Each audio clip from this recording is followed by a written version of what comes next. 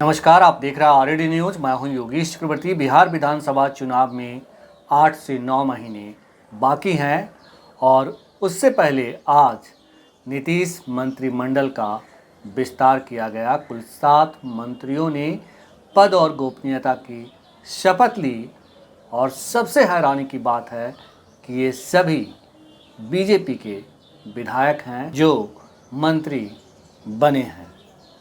आखिर नीतीश कुमार ने सिर्फ बीजेपी के विधायकों को ही मंत्री बनाने का फैसला क्यों किया?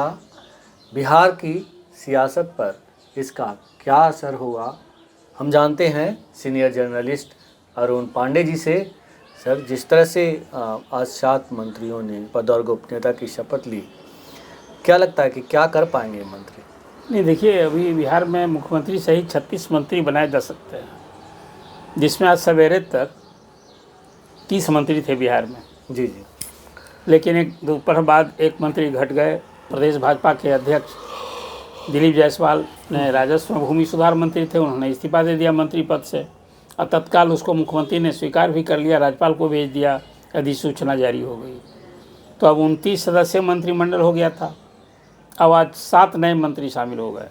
तो जैसा मैंने आपसे कही बात कि बिहार में मुख्यमंत्री सहित 36 मंत्री बनाए जा सकते हैं, तो पूरा कोटा फुल हो गया। शायद पहली बार नीतीश कैबिनेट में कोटा फुल कर दिया गया है। जो चुनाव की आपने चर्चा की, चुनाव के पहले अब कोटा क्यों खाली रखा जाए, किसके लिए रखा जाए? ये मंत्रिमंडल विस्तार के बहाने जाति समूह को साधने की भरसक कोशिश होती है, क्षेत्र विशेष को साधने की कोशिश होती है। तो आज जो विस्तार हुआ है उसमें एक दक्षिण बिहार से नीतीश कुमार के गृह जिला नालंदा के हैं डॉक्टर सुनील कुमार, जो कुशवाहा जाति से आते हैं, उनको मंत्री बनाया गया है और शेष 6 सभी उत्तर बिहार के हैं। आपको याद होगा लोकसभा के चुनाव में बिहार में जो 30 सीटें एनडीए ने जीती थी, उसमें उत्तर बिहार में तो एनडीए का डंका बजा था जी। 26 सीटें हैं लोकसभा की और उसमें 23 सीटों पर एनडीए की जीत मिली थी। 3 सीट हैं एनडीए नहीं जीत पाया था, वो था किशनगंज, कटिहार और पूर्णिया।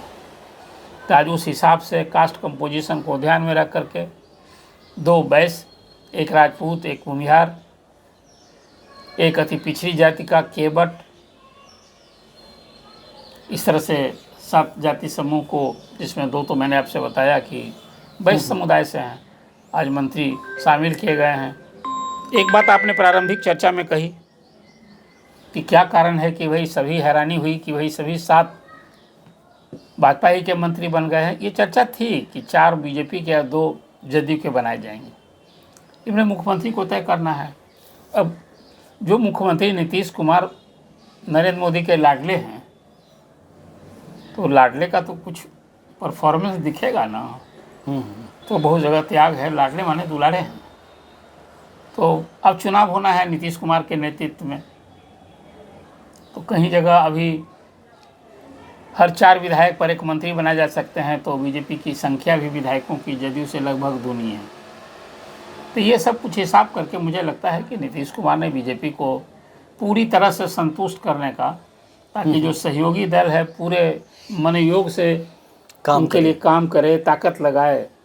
चुनाव के पहले मंत्रिमंडल विस्तार में बीजेपी को तरजीह देके, बीजेपी को प्रतिष्ठा देकर, मुझे लगता है कि इसके पीछे उनकी सोच यही होगी। अभी जेपी नड्डा थे, कल परसों पटना में नीतीश कुमार के घर गए, उनसे लंबी बातें हुई। इसके बाद जेपी नड्डा ने प्रदेश के नेताओं से कोर कमेटी की बैठक की और चुनाव की स्टडी तय किया कि भाई हम लोग को 225 सीट जीतना लक्ष्य है इस बार। दिल्ली फतह किए हैं, जहाँ की 27 साल के बाद सत्ता से वनवास समाप्त हुआ है, और यहाँ तो हम डबल इंजन की सरकार हैं लगातार लंबे समय से। बीच में एक घटनाक्रम हुआ कि 17 महीने राजद से साझेदारी हो गई। लेकिन राजनीतिक गलियारों में तो ये कानाफूसी होती है कि नीतीश जी स्वस्थ नहीं हैं और बीजेपी जल्दी ही आधा से ज़्यादा इनको साध ली है और जल्दी ही पूरी तरह से साध लेगी। तो क्या जिस तरह से बीजेपी के ही विधायकों को मंत्री बनाया गया है, तो इसे इस एंगल से भी देखा जा सकता है कि बीजेपी ने जो है अपना वर्चस्व दिखाया है? नहीं, ये तो जो संख्या बल है, 36 सदस्यीय मंत्रिमंडल में 21 मेंबर हो गए हैं बीजेपी के, 21 विधायक। तो वर्चस्व तो बीजेपी का दिखता ही है, इसको कौन कहेगा। लेकिन एक बात जो आपने कही कि देखिए हाँ, बीजेपी के बगैर बीजेपी के लिए मजबूरी है नीतीश कुमार, राजनीतिक मजबूरी है। उनके चेहरे पर चुनाव कोई लालू प्रसाद के खिलाफ लड़ना है तो नीतीश कुमार जरूरी है। तो नीतीश कुमार के बगैर बीजेपी सोच भी नहीं सकती। जो भाजपा का जो केंद्रीय नेतृत्व यहाँ आकर के कोर कमेटी की बैठकों में या नेताओं से जो विमर्श करता है वो बताता है कि नीतीश कुमार हमारे लिए क्यों जरूरी है। इसलिए नीतीश कुमार भी राजनीतिक गलियारे में तरह तरह के क्यास ये भी लग रहा था कि बिहार विधानसभा का चुनाव पहले करा जा सकता है। बताइए, मंत्रिमंडल का आज विस्तार हो गया तो ये चर्चा तो यूँ ही दब गई। अब हो रही थी कि बात नीतीश, जो सवाल अभी आपने किया तो वही प्रधानमंत्री नरेंद्र मोदी जिस ढंग से सीएम को दुलारे कह रहे हैं तो उनकी केमिस्ट्री, दोनों की केमिस्ट्री दिख रही है। इसलिए खासकर विरोधी पार्टियां या जो इस तरह की बातें लोग करते हैं, लेकिन मुझे नहीं लगता है, जो मैंने आपसे बात कहा कि नीतीश कुमार बीजेपी के लिए मजबूरी है। जी जी जी। तो उनके बगैर बीजेपी सत्ता में सहभागी है। और बिहार में बीजेपी को क्या पाना है? बीजेपी को जो बिहार से पाना था पा चुकी। 12 एमपी जदयू के 24 और उधर 5 लोजपा के और 1 हम के। तो दिल्ली में सत्ता आ गई, तीसरी बार प्रधानमंत्री नरेंद्र मोदी बन गए और बिहार में सत्ता में सहभागी हैं ही। तो क्यों इतना जोखिम मोल लेगी? तो ये भी सोचा जा सकता है कि सीएम नीतीश कुछ बड़ा करने वाले हैं, इसलिए बोले चलो ठीक है ले जाओ। नहीं, क्या बड़ा करने वाले हैं? बड़ा करने वाले हैं, सीएम का पद उनकी तब भी सुरक्षित रहेगी।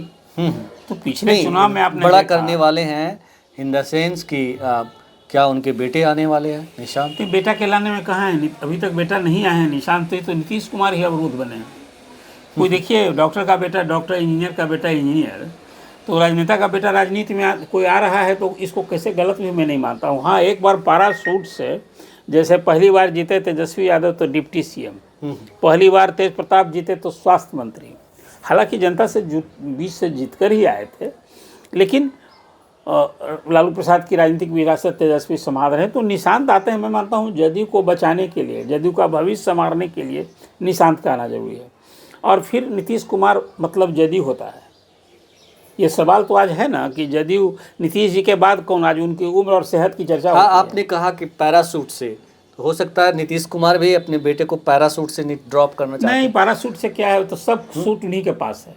जब चाहे, मैं मानता हूँ होली के बाद निशांत पूरी तरह से राजनीति में, अभी तो आपने हाल के दिनों में उनके 3 जो बयान आए वो बिल्कुल सदा एक राजनीति का ही बयान है। खुद सिर्फ इससे बच रहे हैं कि राजनीति में आएंगे तो इसको टाल देते हैं, बल्कि अपने पिताजी के लिए नीतीश कुमार ने अच्छा काम किया है, फिर वोट मांग रहे हैं। और तो और कल तो उन्होंने और कह दिया कि भाई एनडीए को चाहिए उनको आगे चेहरा करके चुनाव लड़ें की घोषणा करनी चाहिए। तो जेपी नड्डा आए, कल कह दिया उन्होंने कि हम लोग नीतीश कुमार के नेतृत्व में ही चुनाव लड़ेंगे। नहीं, जो आप ड्रॉपिंग की बात कर रहे हैं तो मतलब ड्रॉपिंग होने वाली है ना पैराशूट के जरिए? बिल्कुल। निशांत का राजनीति में ना, देखिए वो भी इंजीनियरिंग की पढ़ाई की है, हालांकि पढ़ाई करके इंजीनियरिंग पूरी नहीं की। बीआईटी मेसरा में वही पढ़े, जैसे नीतीश कुमार पटना इंजीनियरिंग कॉलेज में वो भी इंजीनियरिंग ही पढ़ाई की थी। जी जी। लेकिन इनकी पढ़ाई पूरी हो गई थी, वो परीक्षा नहीं दी थी निशांत ने, लेकिन करी है इंजीनियरिंग की पढ़ाई। तो पढ़ाई लिखाई है ही, शांतचित्त के हैं, गंभीर हैं और मुख्यमंत्री आवास में रहते हैं। आज तक कोई शिकायत नहीं है, कोई अपवाद में नहीं रहे, बहुत लो प्रोफाइल में रहते हैं। लेकिन इधर 2-3 जिस तरह से बयान आए पब्लिक अपीयरेंस, ये राजनीति में आने का ही संकेत है। तो हो सकता है इसी डील के तहत मतलब नीतीश कुमार ने दे दिया। देखिए, कोई डील करने की जरूरत, नीतीश कुमार आज तय कर लें कि भाई अब हम उप मुख्यमंत्री बना रहे हैं निशांत, कौन विरोध करेगा? 2 अभी बीजेपी के हैं, वो तीसरा भी बना सकते हैं वो। इसमें कहीं कोई एक बात जो अभी नीतीश कुमार, जो चर्चा मैंने आपकी कि भाई निशांत के आने में कोई अवरोध बने हैं तो नीतीश हैं। नीतीश कुमार का जो अभी तक इमेज रहा है कि राजनीति में वो परिवारवाद को कभी प्रश्रय नहीं दिया, इसको लेकर वो कर्पूरी ठाकुर जी को याद करते हैं कि देखिए कर्पूरी जी ने भी अपनी ज़िंदगी में किसी अपने बाल बच्चों को नहीं बढ़ाया। उनके बाद ही रामनाथ ठाकुर केंद्रीय मंत्री आज जो हैं बने थे। तो ये है दूसरा, एक बेदाग छवि रही, भ्रष्टाचार पर भी कोई उनका आरोप नहीं लगा इतने लंबे काल तक, लॉन्गेस्ट पीरियड के सीएम हैं। तो अब वो अपनी छवि के प्रति बड़ा कॉन्शियस हैं। लेकिन जो उनका स्वास्थ्य है, जो जिन लोगों से वो घिरे हैं, जो उनकी सलाहकार मंडली है, वो तो सब घुमा रहा है। वे निशांत को निशांत क्या बोल रहे हैं? जो बोल रहे हैं वो पिताजी के लिए बोल रहे हैं। तो कैसे कोई नीतीश कुमार कहेंगे कि तुम मेरे लिए लोगों से समर्थन नहीं मांगो? तो मैं इसलिए आपसे कहा कि निशांत के लिए राजनीति में आने का लॉन्चिंग पैड तैयार हो चुका है। अब वो होली भर इंतज़ार कीजिए ना, मेरा तो आना ही आना है और दूसरा काम करेंगे क्या।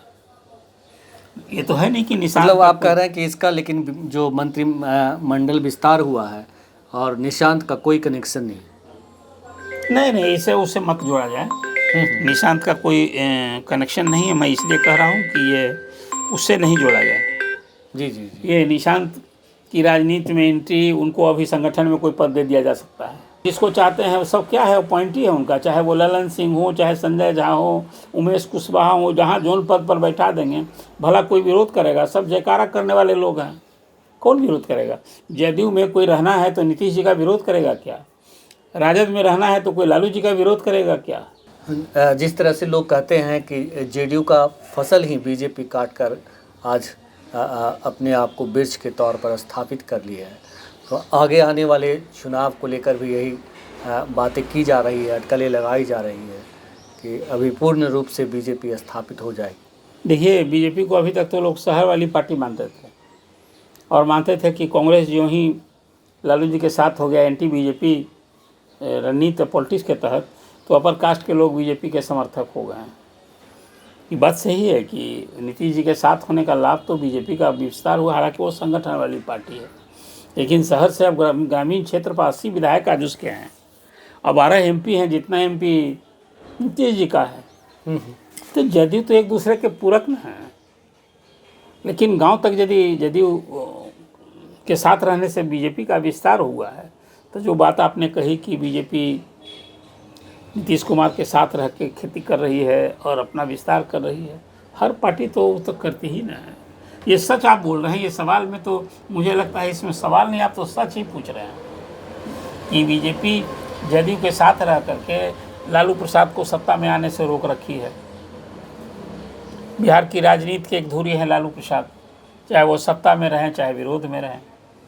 इसलिए नीतीश जी के साथ आने का बीजेपी को भी लाभ है और नीतीश जी के लिए भी भाजपा के साथ रहना, आखिर उनको आज सत्ता में है तो बीजेपी के साथ रहने के कारण वो कल पाला बदलने बीजेपी को छोड़कर जैसे चले गए थे, तो उनकी कुर्सी सलामत रहेगी। बारात बदलते रहती है, लोग बोलते हैं, तो मैं कभी चुटकी लिया करता हूँ कि लोग कहते हैं कि नीतीश जी ने पलटी मार दी। मैं कहता हूँ पलटी तो उनके सहयोगी वाले लोग मारा करते हैं। जी जी। कभी राजद विरोधी होता है फिर साथ हो जाता है, भाजपा विरोधी होती है साथ हो जाता है। नीतीश जी तो जहाँ है उनकी कुर्सी सही सलामत रहती है, दुल्हाई वही बने रहते हैं, बिल्कुल, बारात बदलते रहती है। बिल्कुल। तो चुनावी साल में अभी कई गुल खिलेंगे और कई अजूबे चीज़ें देखने को मिलेगी। कुछ ऐसी चीज़ें जो आपको लगेगा कि ऐसे कैसे हो गया, लेकिन हो जाता है। पॉलिटिक्स इसी का नाम है। फ़िलहाल इतना ही। आप हमें फेसबुक पर फॉलो करें, यूट्यूब को सब्सक्राइब करें, लाइक करें, शेयर करें और कमेंट्स कर अपना महत्वपूर्ण विचार और सुझाव ज़रूर दें। धन्यवाद।